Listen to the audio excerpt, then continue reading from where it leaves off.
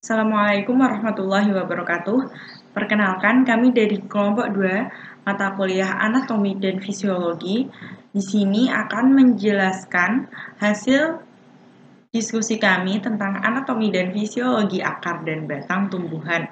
Nah, sebelum kita lanjut ke presentasinya, sebaiknya kita kenalan dulu ya. Pertama, anggota kelompok kami ada Kiki Astrida, NIM 32. Yang kedua, saya sendiri, Anissa Lutfiatin Nikmah, NIM 33. Yang ketiga, Kudrotun Nada Fajriya, NIM 34. Dan yang terakhir, Ulfiana Aulasani, NIM 35.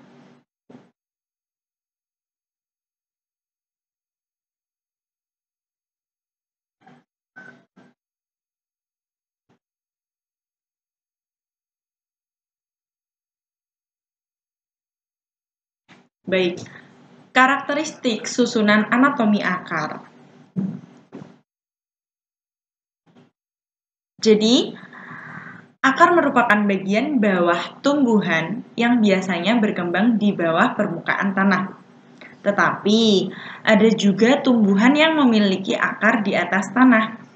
Bentuk dan susunan akar ini sangatlah beragam. Keadaan ini berhubungan dengan fungsi akar, yakni sebagai penyimpan cadangan makanan. Untuk materi selanjutnya akan dilanjutkan oleh teman saya, Kiki Astrida.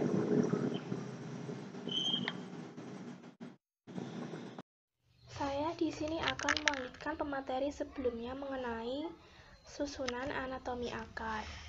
Anatomi akar itu dapat kita amati dengan cara melakukan pemotongan akar secara melintang. Struktur dari anatomi akar dari luar ke dalam itu terdiri dari 1 epidermis, 2 korteks, 3 endodermis, dan keempat ada stele atau silinder pusat. Yang pertama ada epidermis.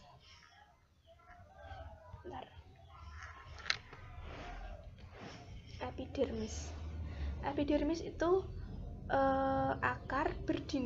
epidermis akar berdinding tipis, biasanya tidak memiliki kutikula. Ciri khasnya dari epidermis adalah pembentukan rambut akar. Nah, rambut akar sendiri fungsinya untuk mengambil air dan garam mineral dari dalam tanah. 2 ada korteks. Bagian dalam epidermis terdapat korteks. Bentuk sel korteks itu bulat atau isodiametris, dan ruang interselulernya yang jelas.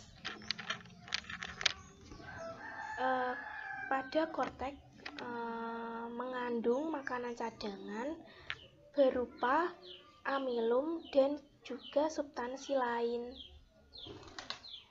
3 endodermis. Bagian dalam korteks terdapat endodermis, terdiri 1 lapis sel dan dinding selnya tebal, mengandung lilin atau suberin dan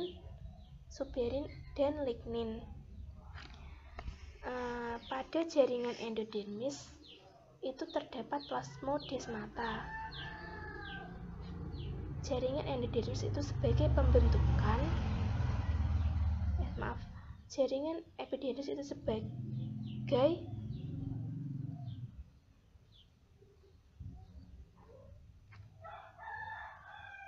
jaringan yang mengatur pemasukan air pada jaringan pengangkut xilem yang berada di dalam silinder pusat. Endodermis juga berfungsi untuk menyimpan makanan cadangan. Terakhir, stele atau silinder pusat. Sebelah dalam endodermis terdapat daerah silinder pusat. Silinder pusat menempati bagian tengah akar. Silinder pusat meliputi jaringan pembuluh primer yang dikelilingi oleh kumpulan sel yang bernama jaringan perisikel.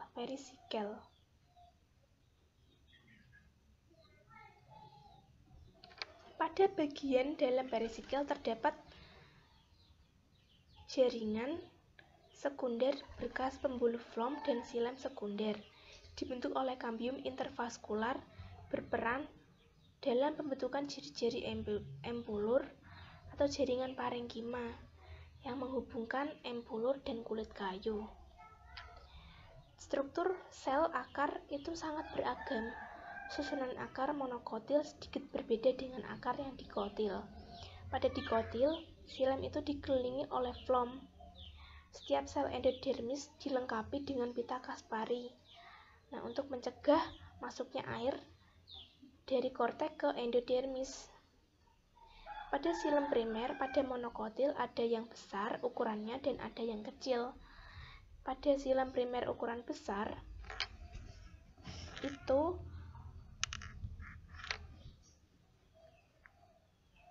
terletak pada xilem ukuran yang besar terletak pada bagian akar atau pusat akar, sementara xilem primer yang ukuran kecil terletak berjejer mengelilingi xilem primer ukuran besar. Xilem primer kecil terletak bergantian dengan floem primer. Selanjutnya pemateri. Saya Kutrotun Nada Fajriah, NIM 34, akan menjelaskan mengenai anatomi dan fisiologi batang. Menurut ahli biologi, perbedaan antara akar dan batang tidak ada hubungannya dengan letaknya, apakah di atas atau di bawah permukaan tanah. Contohnya saja kentang. Kentang itu merupakan contoh tanaman yang memiliki batang yang tumbuh di dalam tanah sehingga kentang disebut umbi batang. Umbi batang merupakan tempat penyimpanan makanan sehingga menggembung. Selanjutnya, struktur batang. Struktur batang itu dibagi menjadi dua, morfologi dan anatomi. Morfologi batang pada tumbuhan tingkat tinggi itu sangat beragam. Morfologi batang akan tampak bila kita mengamati pohon tersebut. Panjang batang setiap tumbuhan itu berbeda-beda tergantung dari sifat genetis yang dimilikinya.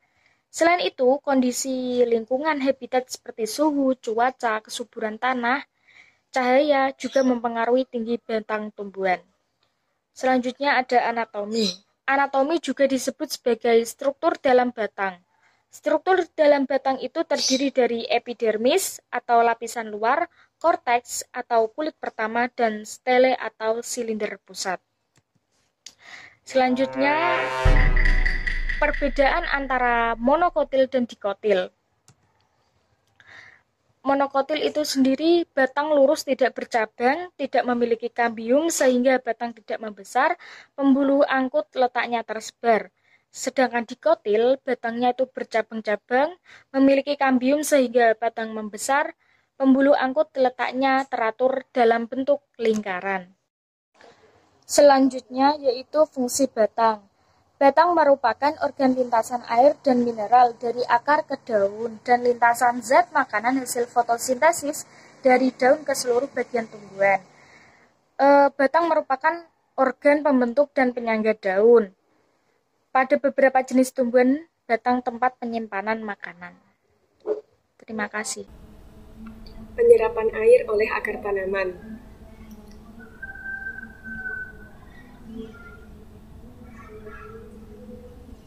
Apa itu penyerapan air?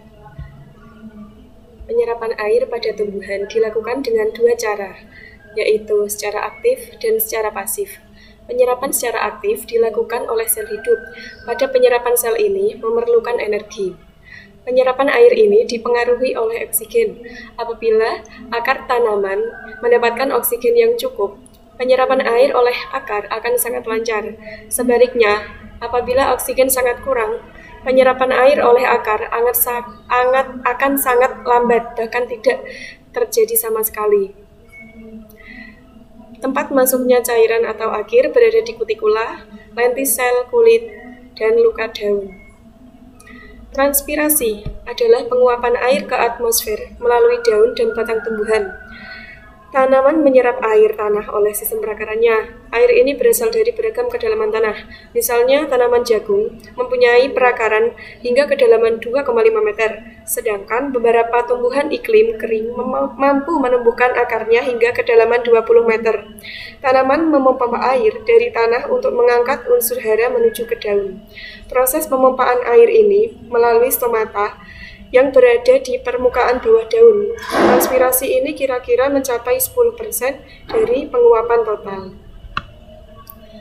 Selanjutnya yaitu faktor yang mempengaruhi penyerapan air oleh akar. Faktor pertama yaitu faktor internal, derajat perkembangan, konduktivitas air dan respirasi akar. Faktor kedua berada di faktor eksternal, yaitu faktor udara transpirasi penyerapan air atau secara tidak langsung. Yang ketiga yaitu faktor tanah secara langsung mempengaruhi penyerapan air oleh akar.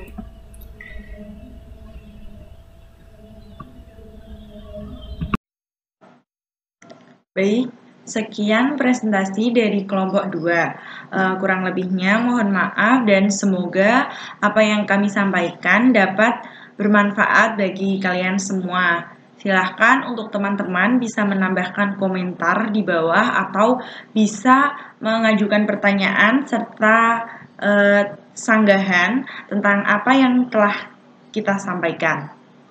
Terima kasih. Wabillahi taufiq wal hidayah. Wassalamualaikum warahmatullahi wabarakatuh.